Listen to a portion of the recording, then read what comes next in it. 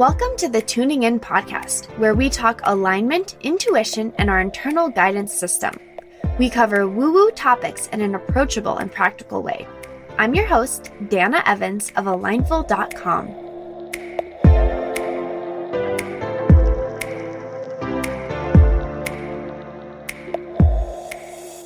Hello, welcome to another episode of the Tuning In podcast. So we're back. I took last week off because it felt right with all that was going on with the George Floyd murder and the Black Lives Matter movement. I just turned off, did not do the episode, did very little on social media except consume information. And maybe you were in a similar state. So this week, I was trying to kind of go back and forth on what I wanted to do for the podcast because I, of course, want to talk a little bit more about what's going on.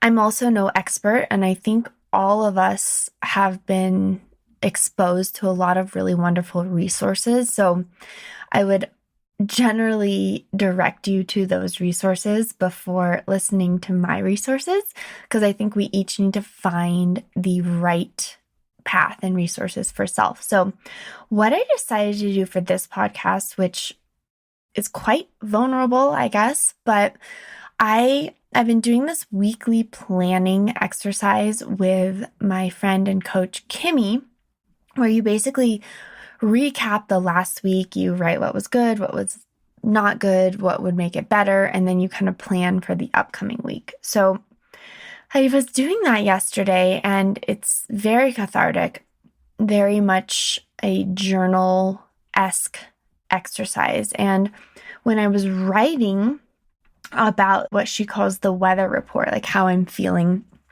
what's going on, I wrote and wrote and wrote, and I thought, wow, this is actually a really wonderful process and piece to share with the podcast. So I am going to talk about just my own shares here, but I'm also going to read a lot of what I wrote because I feel like maybe some of you will resonate with it.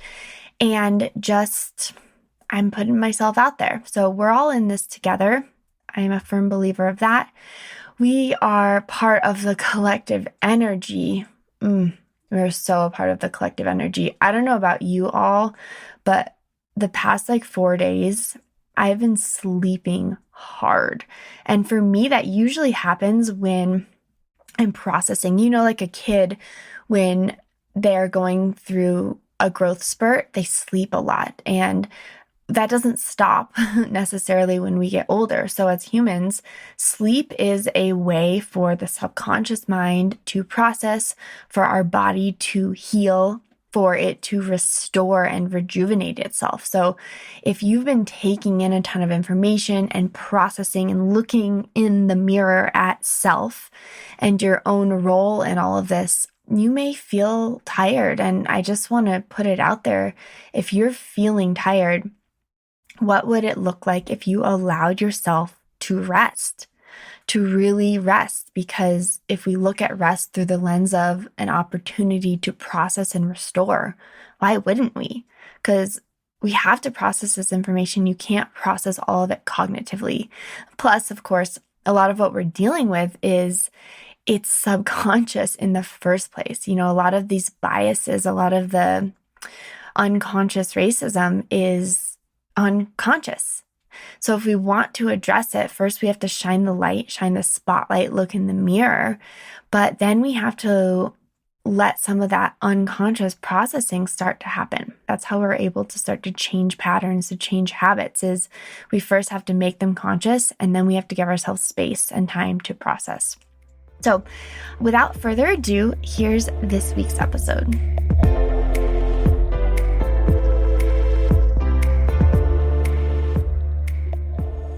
Hello, happy Woo Woo Wednesday. So we took last week off from the podcast, and I'm so glad I did. And I just wanted to step back and absorb. And I did a lot of that last week. I'm not stopping, fear not. But I wanted to share a little bit this week of what I was processing. So I'm sharing this really raw, open kind of journal prompt that I responded to that I would normally not share, but I felt, this might be a really good way to just share what's going on within me. And then I'll talk a little bit more about practical application of processing, because I think this happens whenever there's a big movement and a big shift. Things can happen really quickly now on social media. And then if you don't give yourself time to actually process, you start reacting instead of intentionally acting. And a lot of missteps and messiness can happen with that. Now, I'm all for messy action, like, acting before you're ready. But when we're dealing with emotions, when we're dealing with unconscious biases, when we're dealing with ego, the reaction is often, it's not a clear and clean source of energy, and it can have really unintended consequences. So I think it's really valuable for each of us to, my mom used to say this to me growing up, think before you speak. And I would take that even further, is think, feel, and process before you speak, and then speak up. That doesn't have to take weeks or months. I mean, it could just be an hour. It could be a few minutes before you do a post or a response to someone. But I will never discount the value of pausing, experiencing, receiving, processing before taking action, because we need aligned action. So here's a little bit what I wrote this week. This is this weather report, as my coach Kimmy calls it, where you're just kind of talking about what's going on inside. So here's what I said. Oh dear. This week was intense. My emotions were all over the place. Sad, angry, frustrated, shame, guilt, unrest, confusion. The list goes on. The Black Lives Matter movement hit full swing this week. It's amazing to see the power of social media. The George Floyd murder was the straw that broke the camel's back. Unrest exploded and social media went crazy.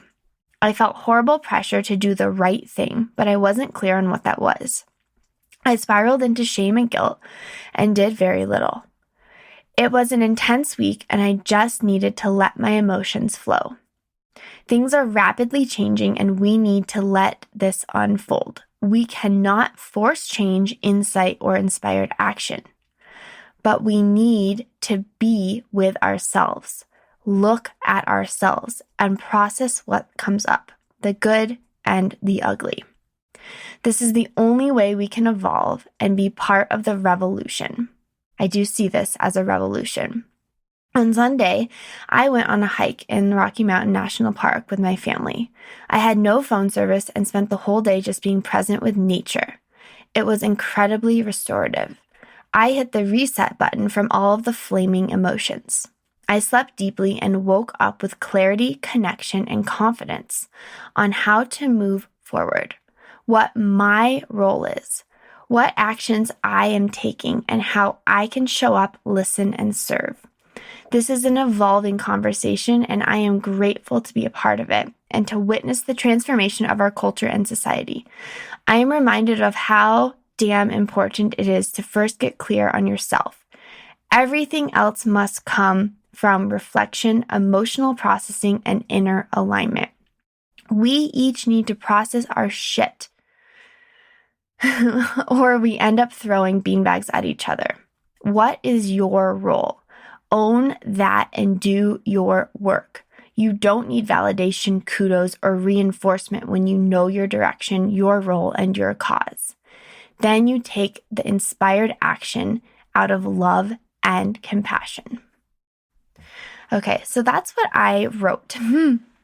And I want to elaborate on that too. I totally got hit with tears as I was reading that through. The pressure to act, it serves a purpose. And I have this vision, this view. It's so, I'm going to simplify it so much of, it's like the marketing curve. There's the early adopters, and then there's the mainstream, and then there's the late adopters, and it's a bell curve, and there's people in between at each state. So whenever some big movement comes up and the Black Lives Matter movement, it's not like it's anything new. Like, this isn't anything new. It's just there was a surge, right? There was a storm surge of awareness, of loud voices coming through. And it's great, right? This has to happen. At least in my opinion, it has to happen. And whenever that happens, all of a sudden everyone's like, oh my God, I have to do what everyone else is doing. And while I think it's really valuable to be on social media, follow a lot of these Black activists, like getting the information, I basically like drowned myself in information on quite a few days last week. And I didn't love it, but I was drawn to that. And I know there was a purpose because for me, I need to get all the information. And let's be honest, a lot of the information is conflicting. And I know a lot of people are like, I feel like frozen because I can't do anything right. And that's the key word right there, right. And I feel that there is no right action, but there is action. And I would take it a step further and follow the inner voice conversation that we have about everything else. How could I not apply it to this? Is there's inspired action and there's right action for you. You may not be an early adopter. You may not have the microphone and be at the protest that, when all this started and yelling loudly. That's okay. Now, for me, like it felt like everyone around me was doing that. And so I was feeling this pressure to do that, but that's not everyone's role. And I really see this as we also have this idea with social media as things happen so fast. It was like George Floyd murder, and within like 2 days, like everything changed. And it was the straw that broke the camel's back because, of course, that's not anything new either. Black men in particular, but women as well getting murdered by police, accident or not anything new. So that was this big movement came out. It almost seemed like overnight. Now we know it wasn't overnight, but so much of what we see online happens so freaking quickly. And so just because it happened last week, it didn't mean that you had to completely reform yourself, right? Read all of the books, do all of the courses, follow all of the Black activists, read every single post, and change yourself in 1 week. This is weeks, months, years, decades of work. It didn't happen overnight, and it's not going to change overnight. We need to remember that if we're shaming others into action, the action that they take is certainly not going to be aligned action. It's certainly not going to be inspired action. And it might even take away from the future action that they may take. Because again, we don't need everyone to be on the same page this week. We need people who are thinking long term. We need people who are making recurring donations and making lifestyle and habit changes. We don't just need people to yell on social media. But the people yelling on social media at the beginning, they're serving a purpose. They're the ones like getting resources out. I mean, I have a whole, I call it BLM thing saved where I'm saving posts like podcast episodes and businesses and beauty products and all these different like Black-run businesses. I'm like, yeah, I'm taking this information in. But my role, I haven't felt is to yell on social media, but I'm listening to those who have a platform and have a voice and want to speak about it. But my role is I'm like, okay, I want to change at the cellular, my favorite word that I made up. I want to change at the cellular level. So what does that mean? Well, for me, it doesn't mean I have to do what everyone else is doing. And you don't have to do what everyone else is doing. But what you do have to do is figure out what you're doing. And you don't have to yell about it. You don't have to post about it. You don't have to tell every single person and prove to get validation that this is what you're doing and why. Especially if you're not a big business. Like I get that these businesses, they have this very public persona and they have to speak out. And that's great, but talk is cheap, right? Talk is cheap. It's great to put out the posts. It's great to share what you're doing, and you can inspire others, but don't feel pressured to do that just to do it. And it's okay to reflect. It's okay to step back. It's okay to turn your phone off for a day like I did on Sunday and just process internally. In fact, I think it's more than okay. I think it's freaking essential because so much of what's happening, and I'll address the beanbag comment that I said in my post, is, guys, we're all dealing with our own emotional baggage, conscious or unconscious.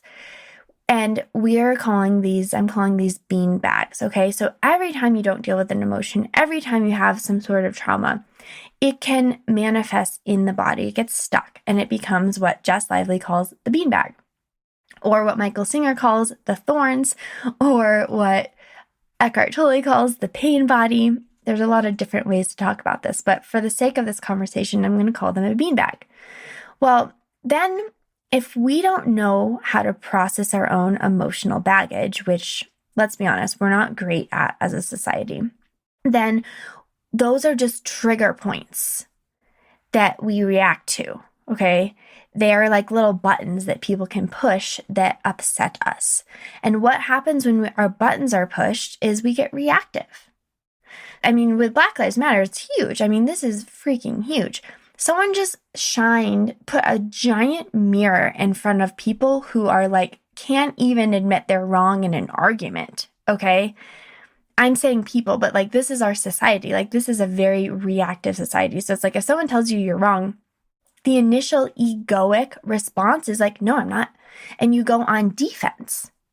And there's a whole, I'm not going to go down the rabbit hole of like how that came to be, but it's something we can change about ourselves. But so we have this entire population of people who is extremely reactive. And I'm talking about white people in the moment here.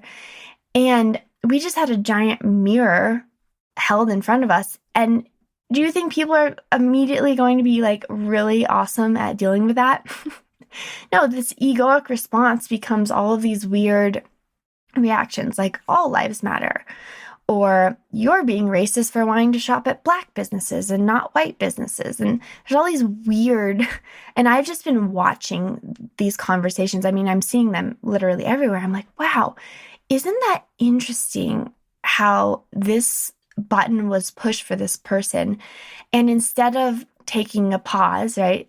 Stop, think, feel, process before you talk, they just reacted. And the way I kind of see these reactions is everyone takes their beanbag and instead of like processing it inward and like looking at it and be like, wow, where did this come from? Like, how can I let this go? They take that beanbag, that pain, that past old pain, and then they throw it at other people. I'm going to take my pain and throw it onto you. Since it's too hard for me to process my shame and my guilt and my emotion over what I'm suddenly seeing, I can't. And so now I'm throwing beanbags at people. And that's kind of how I've seen the social landscape lately, is everyone's just throwing beanbags. And I'm sitting back there being like, this isn't really effective. Because if you're really loud and you're throwing beanbags at other people, even if it's for the quote right cause, right? Even if you feel aligned with the cause that you're doing this, you're still not dealing with the core, the core, which is within you. We are only as good, as effective as we are clear in our own energy. If we have a whole bunch of baggage and a whole bunch of pain, our actions are coming from that place and fear. And just think about a time where you felt really like clear, really steady, really stable, and you made a decision, or you sent someone a meaningful post, or you had a tough conversation. And then think of a time where you felt like backed into a corner and really reactive and really fearful and guilty and stressed and shamed, and you had a tough conversation. How did that one go? It's not about not having the tough conversation.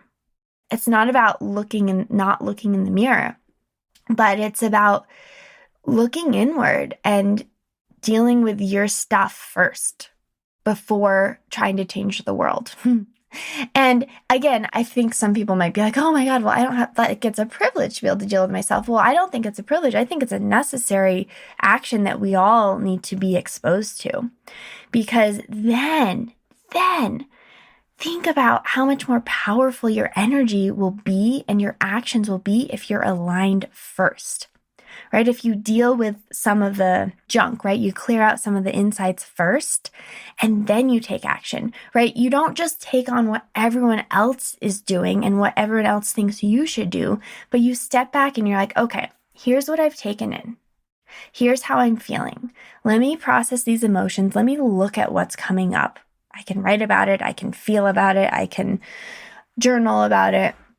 And then let me get clear on what matters to me and how I can show up and serve. What am I being called to do? You, not your neighbor, not the 7,000 people you follow on Instagram, not the white influencers, not the Black activists. You can take in all of the information and then you have to process it through your own experience, through your business, right? Through your model of the world. And then you get to take action because you can't be everyone. You have to be you, and we need you. We need your voice. We need your service. Each of us has a really beautiful, important way to show up for this movement. But if you mask that and just try to do what everyone else is doing, you're not going to help move things forward because you're just going to be doing what everyone is doing. And if we want to have valuable conversations, if we want to shift perspectives, if we want to face the darkness of our past and like the shame and like all the crap, then we each have to be able to learn to do that on an individual level. And then we get to add to the collective from that place. And I think that's so cool. Like, what is your role? Are you an early adopter, right? Are you someone who's more interested in like seeing this movement through? Are you someone who wants to work in communities, like with people more one-to-one? Do you want to have these conversations behind the scenes? Do you want to have them vocally? Do you want to be doing podcast episodes and interviewing people? Do you want to just support these businesses in your community and be like, wow, I didn't even consider this before. Like, shame on me. And what can I do about it now? Because if we all consume all of the information and we all spiral into the pain, it's real freaking pain. It's deep-seated pain.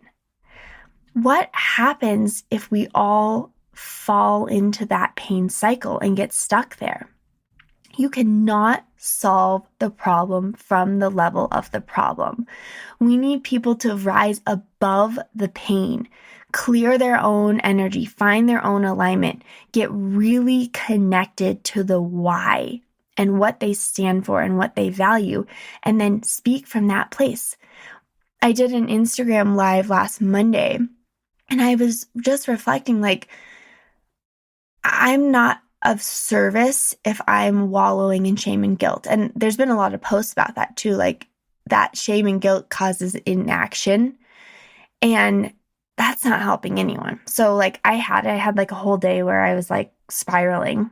And then I said, wait, this isn't even aligned with like how I want to serve in this world. So I was able to kind of clear that. And throughout the week, I just kept asking the questions like, why is this coming up? What is this showing about me? What do I want to do? How can I serve? What am I being called to do? How does my business help people, right? How do I want to use my business for a force of good? All of these great questions. So instead of what everyone else is doing wrong or wishing you were doing better, you got to ask yourself better questions, because then you're going to get better answers and you'll be able to take more empowered action. No one wants action out of guilt. I mean, one of the things I like to say is the result of the action is directly affected by the energy that goes into the action. So while guilt-based action or shame-based action may have an initial surge in results, I'm not sure about its long-term effectiveness. So again, we have to continue processing our own emotions, looking at ourselves, doing the hard work of seeing our own role in this so that then we can see what our new role is in this work. This is a movement. This is a revolution. This is the future. This doesn't happen in a week. We do not get woke in a week. And yeah, I know, like, should have been there already. Agreed. But the fact is, we weren't. And now we're going to be. But it does not happen in a day. It doesn't happen in a week. And it does not only happen on social media. It happens I'm pointing to my heart. It happens in here. It happens when you have open conversations with friends and families. It happens when you take in the information that you need and then you apply it. It happens when you're willing to be wrong. When you're willing to listen and see people. Not so you can look good, but see people. We are all humans. We all have the same need to be seen and heard and understood and loved and trusted. I'm stepping into this next phase of this movement with so much compassion. Compassion for myself, compassion for others, compassion for everyone on this journey, because we are all on a journey. And the journey is going to be one of change. And gosh darn it, if we don't need it. This is an awakening. And it just keeps happening. You know, we keep being faced with our weaknesses so that we can find strength there. Oh, and I love that for us. Through the pain, you know, it's change is rarely easy. Like, I think change is glorified in so many ways. We're like, yeah, I'm going to be a new person. Just bringing it back to the growth spurt of the kid. The kid is growing. I remember, like, my bones ached when I was in a growth spurt. Like, you're exhausted, your bones ache, like, you're, like, awkward and trying to, like, fit into this new form. It's like we have a bigger suit and we're trying to grow into this bigger suit as a collective, as humanity. And I am here for it. Like, let's be uncomfortable. Let's have the pain. Let's ask better questions. Let's question our own egos. Like, I'll have weird things come up in my mind. It's the ego resisting the change. And I get to say, hold on, let's look at this. And it doesn't take, you know, it can just be a moment. And I'm like, oh yeah, so interesting that came up. That's compassion. You don't have to judge yourself for something flaring up. This is subconscious. This is unconscious programming, people. And we cannot change what we are not aware of, which is why each of us has to do the work. What is the work? What is the work for you? You have to take in the resources and you don't have to do everything. Choose a few causes, a few people to follow that you align with and absorb their messaging and do the work. So for me, what does that look like? Well, another one of the coaches shared a little video that you can purchase about inclusivity in coaching. And I was like, okay, this is good for me because I want to be able to apply this work to my business. So, like, how can I attract a more inclusive, diverse audience? I mean, it's not something I'd really thought of. I feel like my messaging is across the board. Like, we all need to go inward. We all need to discover our inner voice. Like, if you feel like you've done everything right and you're feeling out of control and like your life isn't what you want, yeah, you got to go inward. Like, let's do what's right for us, not expected of us. That messaging to me is like, of course I want everyone and anyone to join that movement of doing the inner work, but how can I make it more appealing and inclusive on a whole? How can I hold really wonderful coaching environments where everyone feels safe and heard and seen.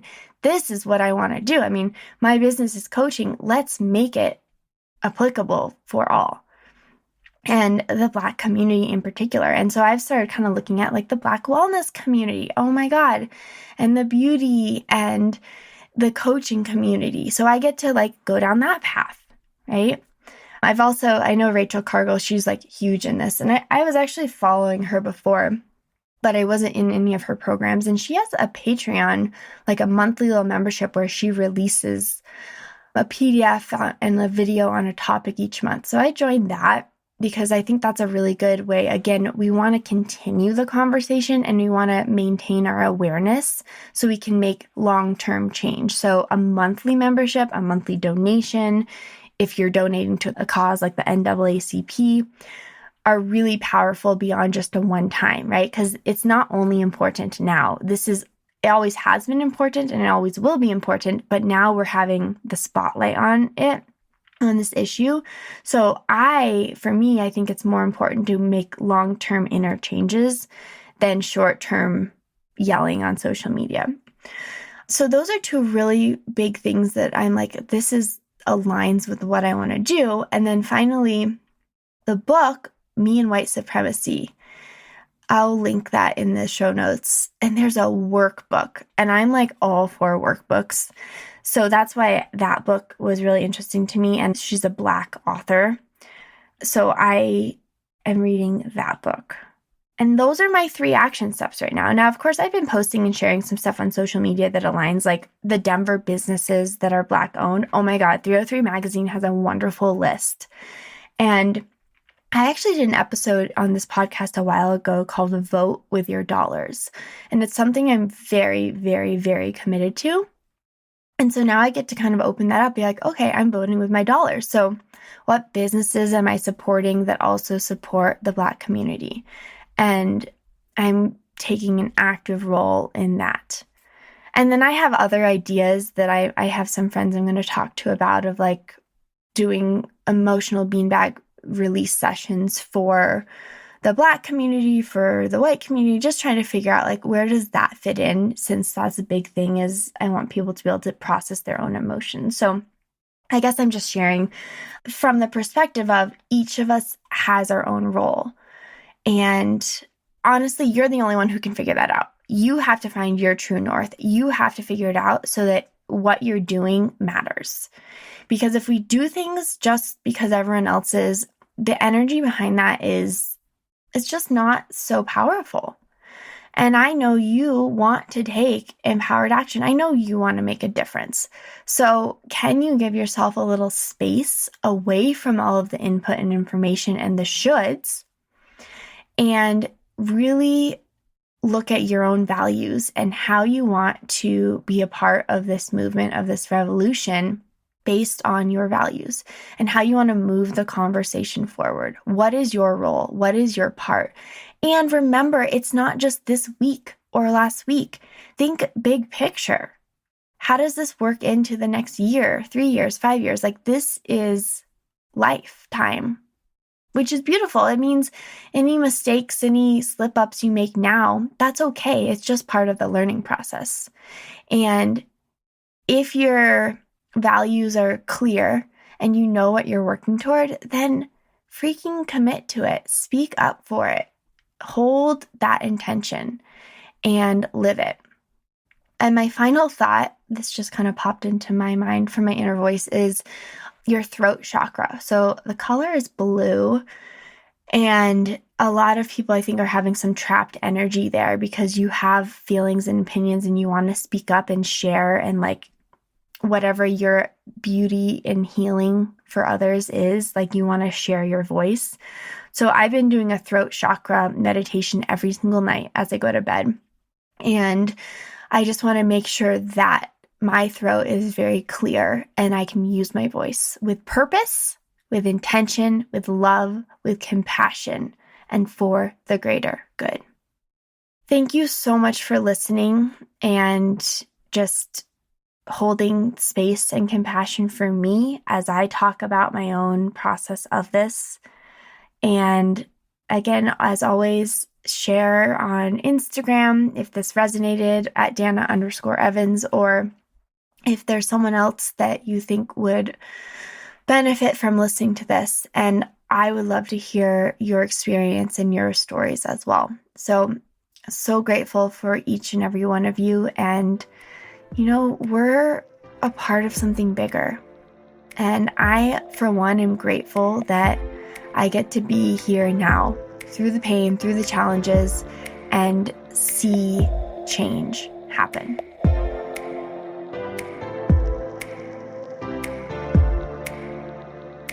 Thank you for joining me on another episode of the Tuning In podcast. As always, if this would resonate with anyone you know, please share the episode.